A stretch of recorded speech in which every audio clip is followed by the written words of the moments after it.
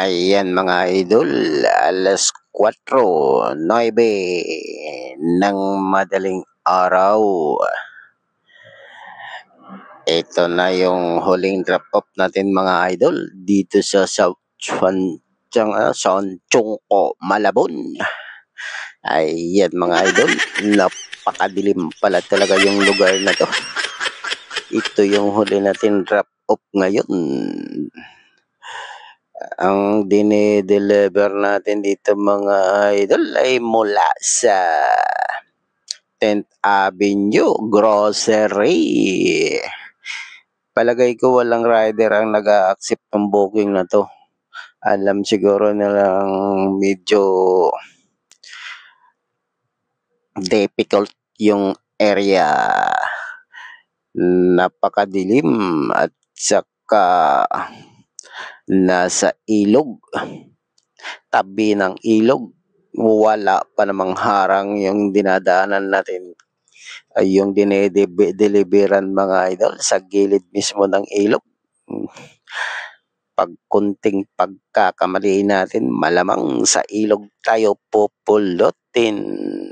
Ayan idol, babalik na tayo ng Maynila area. Nag-offline na tayo mga idol. Baka abutin na tayo ng sikat ng araw. Malamang pagdating natin dito sa may Manila area, magbukang liwayway na mga idol. Kaya hindi na muna tayo nag-open or nag-offline na tayo ng apps. Ayan na mga idol. Diretso na tayo habang hindi pa tayo naiipit sa trapiko. Dadaan na lang muna tayo ng Divisoria, yung public market sa Blumentritt mga idol. Baka sakaling marami ngayong mga isdang naka-display. Makahuli tayo, makabili tayo ng pang-ulam natin. Kung ano mang isda mayroon ngayon, kung anong available. Napanood ko kasi sa mga mangingisda nating vlogger, marami silang huli. Baka sakaling nakarating na dito sa Maynila yung kanilang mga nahuhuli. Yung mga content creator na vlogger o fisherman vlogger, napapanood natin, marami silang nahuhuling mga iba't ibang klaseng isda. Pero ang pinakamadalas talaga nilang nahuhuli yung mga kulyasan o mga tulingan. Ayan talagang madalas silang huli. Baka sakaling mayroon na yan nakarating dito sa Maynila ang kanilang huli. Ayan. Ayan. Andito na tayo sa may Mabini mga idol. Medyo faster konti yung ating moving dahil hindi pa masyadong matraffic sa oras na ito. Ayan, tuloy-tuloy na tayo mga idol habang tahimik pa ang kalsada.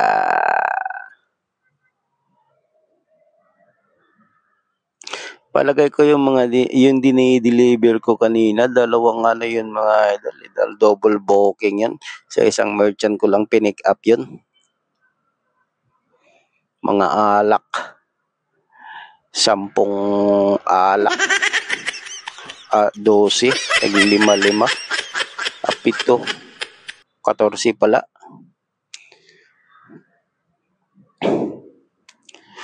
Okay naman sana yung booking na yun. Wala namang problema. Ang kinakabahan lang ako doon pag mga alak kasi. Baka hindi natin mapansin. malubak o kaya mahams, mabasag. Naka, tayo ang mananagot kasi doon pag mayroong basag. Kaya ingat na ingat ako kaninang nagpatakbo papunta doon sa drop-off location. Napakadilim pa naman, hindi pa naman nalocate sa Waze. Yan ang isa pang problema namin sa trabaho o sa larangang anak buhay na ito mga idol. May mga location talaga na hindi na-locate ni Waze. Unlocated Waze. Kailangan talaga nating magtanong-tanong. Mabuti na lang active yung customer. Sumasagot siya pa sa ating mga katanungan nang humihingi tayo ng guide kung saan tayo dadaan. Mabuti sumagot naman si customer.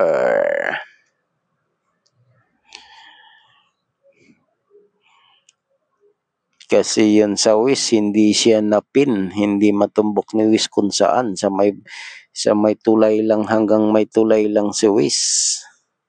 Kaya hindi natin malaman kanina kung saan tayo. Nagbaka sakali lang akong kumaliwa doon pagbaba ng tulay. Mabutit naman natumbok rin natin, kaya lumampas pa nga rin tayo. Nakarating tayo doon sa pinakaduluduluhan ng gilid ng ilog. Sa Sanchungko River, Malabon. Yun yung tinatawag natin minsan na unknown location. Ayan mga idol, nakaguna tayo. Diretso na tayo, malapit-lapit na tayo sa Blumentritt Public Market.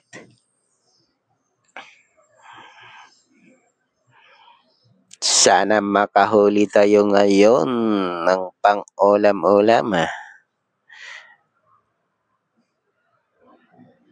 Mas maganda rin kasi kung may isda-isda ang ating iulam-ulam mga idol. Mahirap kasing umasa sa mga pork o beef. Hindi balanse ang ating kondisyon ng katawan. Kailangan ko talagang maghanap ng isda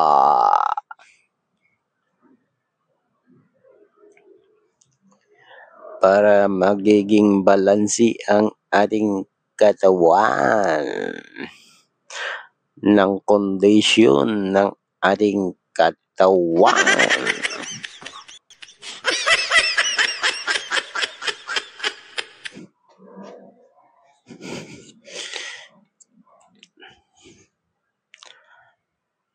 Ayan, andito na tayo sa may stoplight.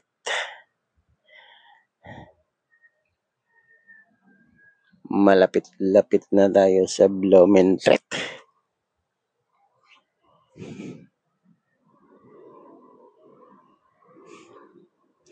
Sana may mapaparadahan tayo o mapaparkingan sa area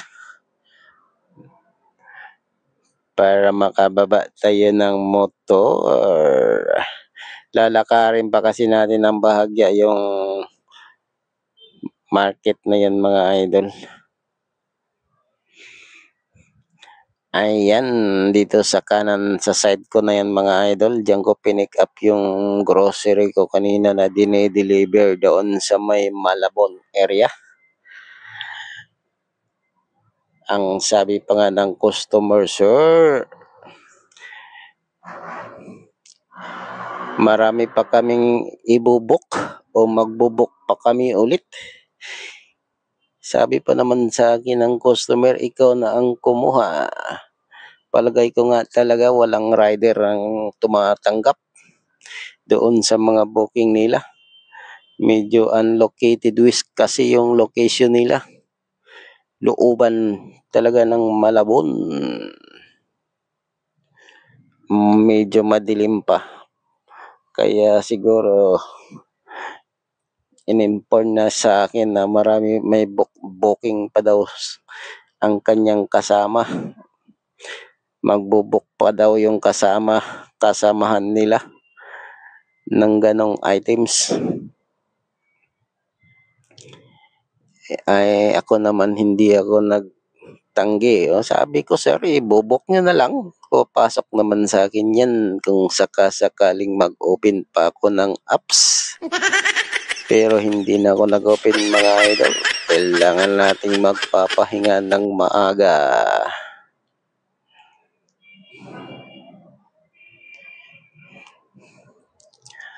Naka 11 rides naman tayo sa araw na ito. Kaya sapat na to. Kulang 900. Okay na ka ito, mga idol. Kaya andito. Dumaan na tayo sa Blumentritt.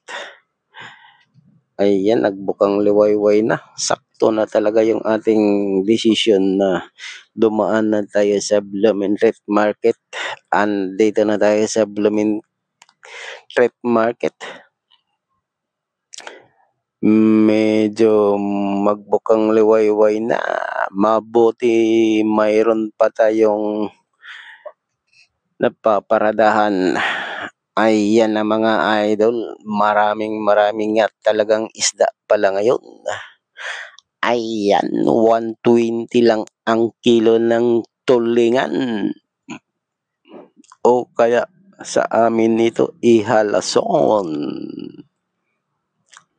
120 lang ang kilo, kaya't bumili na tayo ng 2 kilo mahigit. Ayan.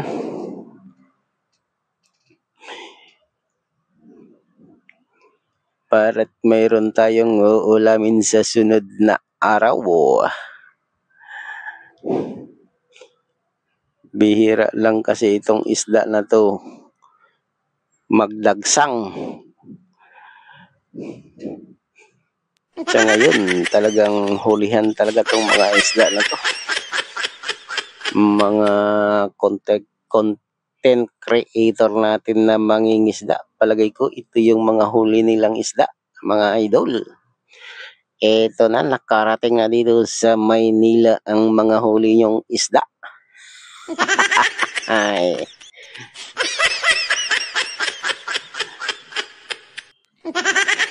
Sa mga content creator kasi natin, minsan napapanood natin yung mga fisherman na content creator. Ito yung isda nila, mga idol. 120 lang ang kilo. Good size naman itong tulingan na ito.